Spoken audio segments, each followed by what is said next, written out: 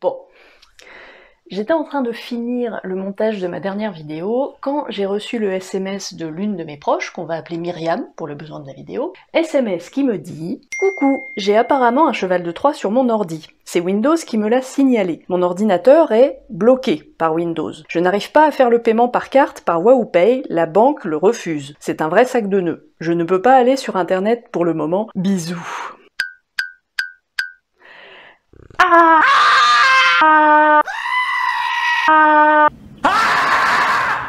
Panique à bord, c'est pas bon du tout, ça. Je lui envoie un SMS en lui disant « Ne fais surtout pas le paiement, c'est une arnaque !» Oui, quand j'écris tout en capital, c'est que c'est vraiment grave.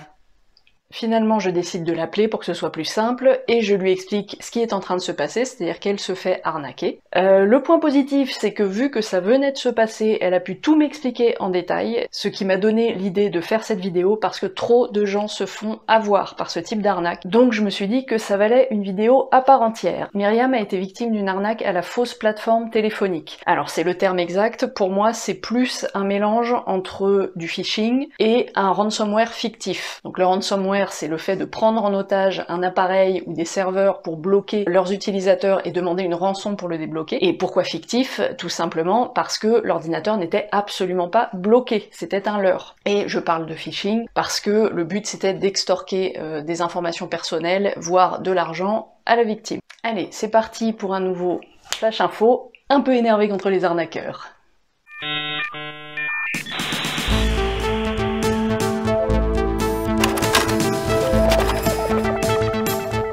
Myriam surfait tranquillement sur internet, elle cherchait une notice de produits électroménagers. Pendant que Myriam navigue, elle se retrouve d'un coup avec plein de fenêtres qui s'ouvrent en lui disant que son ordinateur est infecté. Alerte critique de Microsoft. Erreur numéro DW6. Ça lui met un écran qui lui dit que son Windows est bloqué, puisqu'il y a un cheval de Troie. Alors un cheval de Troie, normalement, s'il y en a un sur votre ordinateur, vous n'êtes pas au courant. C'est-à-dire, justement, il fait bien son travail, hein, il est caché quelque part. C'est un malware discret, un cheval de Troie. Ça va pas vous faire apparaître des fenêtres dans tous les sens. Petite précision, Myriam a un antivirus sur son ordinateur, un antivirus payant. Elle a Kaspersky, qui est un très bon antivirus, qui fait très bien son travail, et comme je lui ai expliqué, en fait, si elle avait eu un virus, Kaspersky l'aurait isolé, ce virus, et il n'y aurait pas eu toutes ces fenêtres dans tous les sens, ou même un cheval de Troie, Kaspersky l'aurait isolé. Donc, fenêtres partout, ordinateur qui fait du bruit, machin. Myriam panique.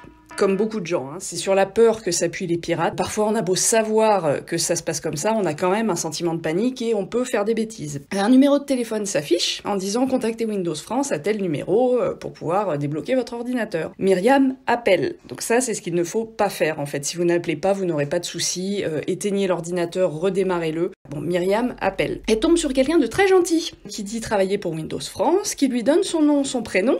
Alors ça, c'était une technique à une époque, hein, pour déstabiliser un pirate.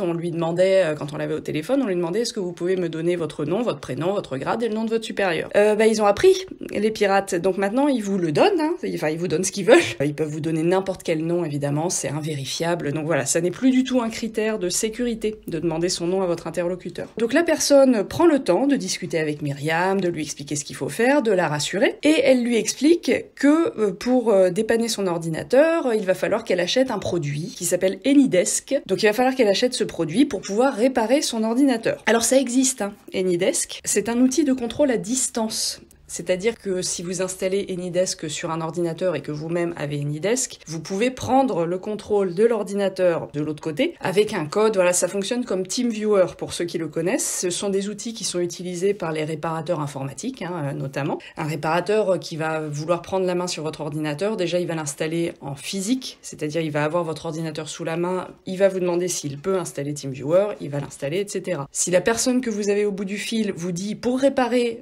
votre ordinateur, il va falloir installer un produit payant et qu'en plus cette personne se réclame de travailler chez Windows, à supposer que Windows vous dise de les appeler en cas de problème, ce qui n'arrive jamais. Si vous trouvez un numéro de téléphone, alors déjà pas de Windows, mais de Microsoft. Windows est le système d'exploitation de Microsoft. Windows est un produit, tandis que Microsoft est une marque. Vous dire d'appeler Windows France revient à vous dire, pour réparer votre Renault Kangoo, d'appeler Kangoo France. Qu'est-ce qui a fait que j'ai poursuivi la démarche au téléphone? C'est très certainement l'indication Windows France. sur l'écran. Windows France, ça n'existe pas. Et surtout, Windows ne va pas vous faire payer un dépannage. Surtout en vous faisant installer un produit qui n'est pas un produit Microsoft. Mais après, encore une fois, dans la panique, on ne fonctionne plus de façon rationnelle. On a quelqu'un au bout du fil qui nous rassure, qui nous explique, qui prend le temps, parce qu'il ne nous lâche pas. C'est comme toute tentative de phishing, hein. C'est pas pour rien que ça s'appelle phishing, c'est un jeu de mots avec la pêche. Les pirates pêchent dans tous les sens, donc ils lancent des hameçons dans tous les sens, ça mord rarement, mais quand ça mord, on ne lâche pas le poisson. Donc évidemment qu'ils vont vous garder longtemps au bout du fil.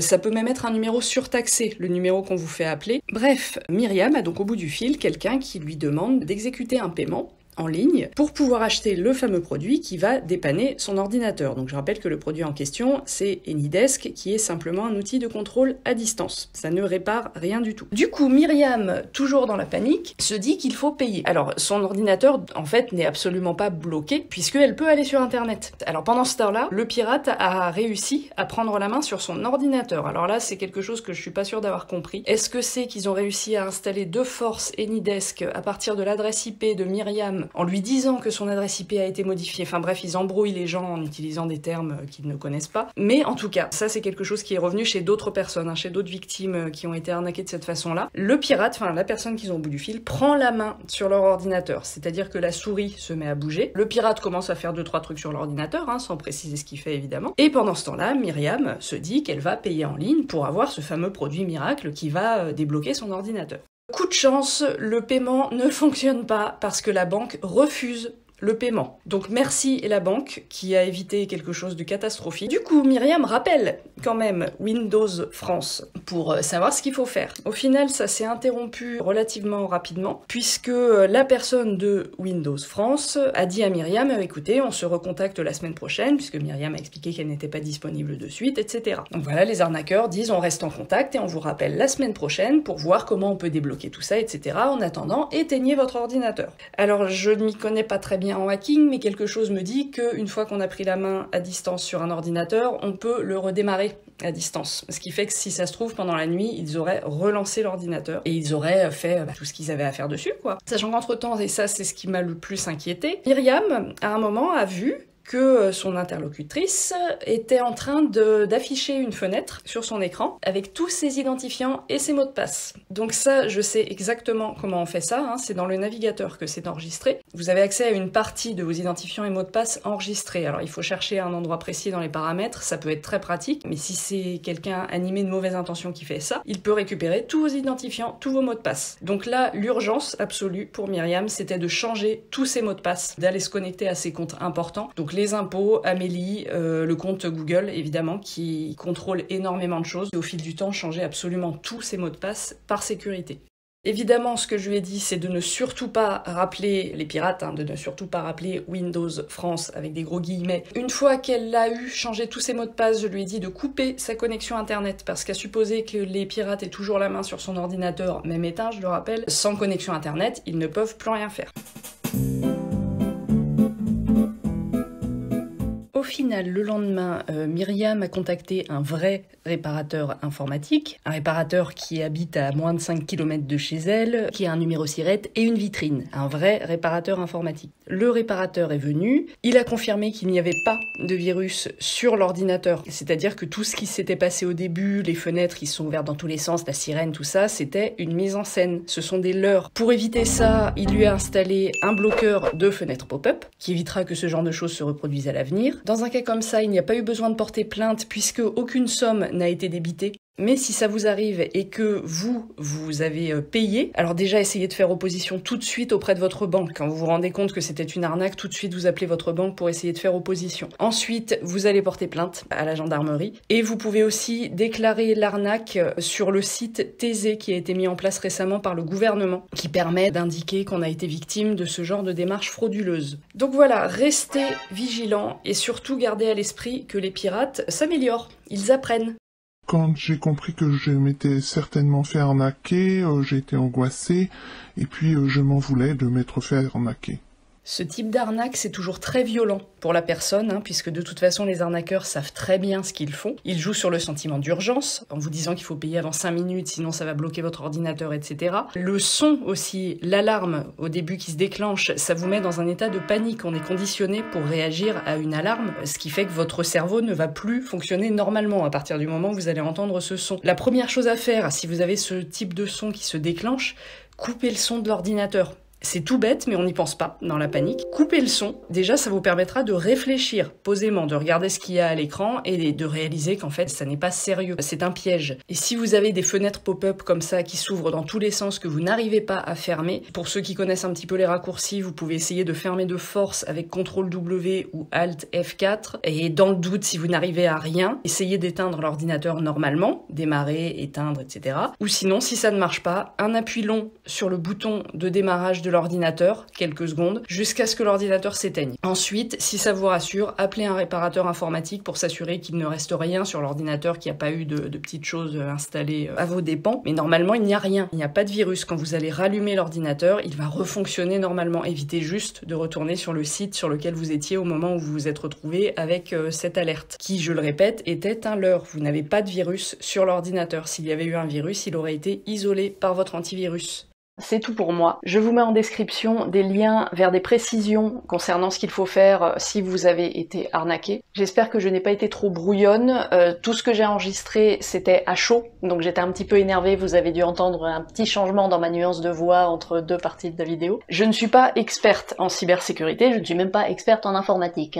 Tant que j'y suis, je le place là. Si jamais vous vous y connaissez mieux et que vous pouvez apporter des précisions, notamment sur ce passage où l'escroc arrive à prendre la main sur l'ordinateur de la personne alors qu'il n'y a pas de logiciel de prise en main à distance installé, n'hésitez pas à le préciser, n'hésitez pas à me corriger et surtout n'hésitez pas à partager la vidéo. Plus les gens seront nombreux à être sensibilisés à ce type d'arnaque, moins il y aura de victimes. Alors cette fois, je ne vais pas vous dire c'est à vous à la fin de la vidéo, parce que j'ai pas envie que vous vous fassiez arnaquer à votre tour. Simplement, encore une fois, soyez vigilants, ne paniquez pas. Les arnaques par internet, il y en a plein qui circulent. Je vais pas faire une vidéo sur chaque type d'arnaque, je vous renvoie à la vidéo que j'ai déjà faite sur les dangers qui existent sur internet. Mais régulièrement, il y en a de nouvelles qui apparaissent. Donc restez vigilants et informez-vous. À bientôt!